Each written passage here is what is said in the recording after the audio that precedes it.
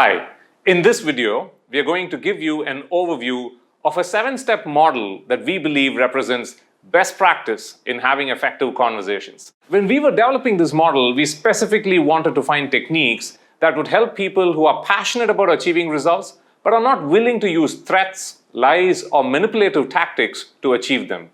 It's for people who want to be honest, principled, and respectful in their conversations.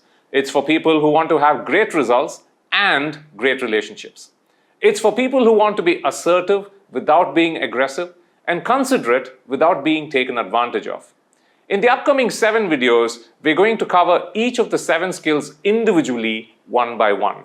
They are sharing, listening, understanding, questions, requests, saying no, and managing agreements. Let's look at them one by one. The first skill is sharing. Sharing is all about expressing our objectives, thoughts, concerns, emotions, ideas, and recommendations in a direct and sensitive way so that we maximize our chance of achieving our objectives. I'm guessing that there have been a number of times when you wanted to express yourself without holding back, but when you walked into that conversation, maybe you avoided that topic or beat around the bush because you were worried about hurting the other person's emotions or having an unproductive argument. And the end result was that you didn't get across what you really wanted to say. It's also possible that you actually went ahead and expressed yourself without holding back, but then got feedback later that you came across as rude or abrasive.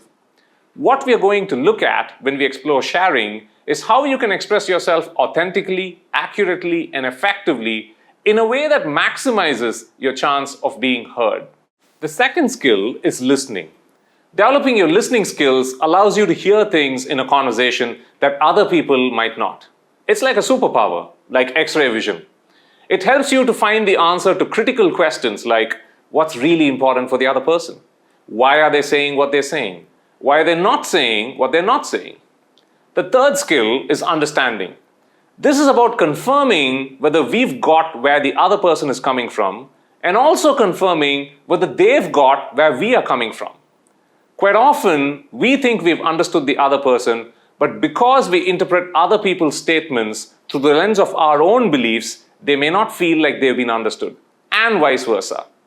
If individuals understand each other, it doesn't mean that they've agreed with each other, but it does mean they get where the other person is coming from. That leads us to the fourth skill, questions.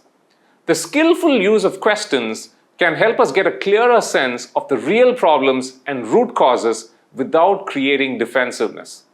Effective questions help us explore possibilities and create multiple options. And the more options we generate, the more likely it is that we will find a solution that works for all the concerned parties. The fifth skill is requests.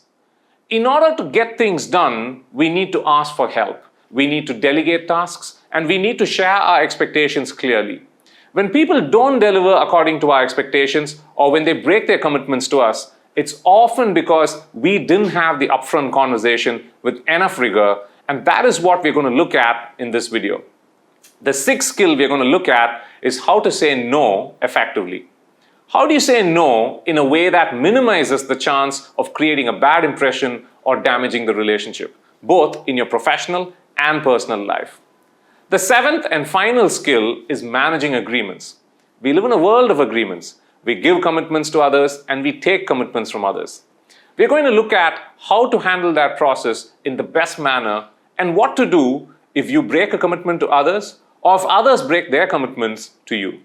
We'll also explore what it means to hold someone accountable to their commitments and the best way of doing it. Over the rest of this program, we're going to explore each of the 7 skills in more detail. Here's a question for you to think about till then. At this point in your leadership journey, which of the following skills do you think would be the most important one for you to become really good at? Sharing, listening, understanding, questions, requests, saying no, or managing agreements? See you in the next video.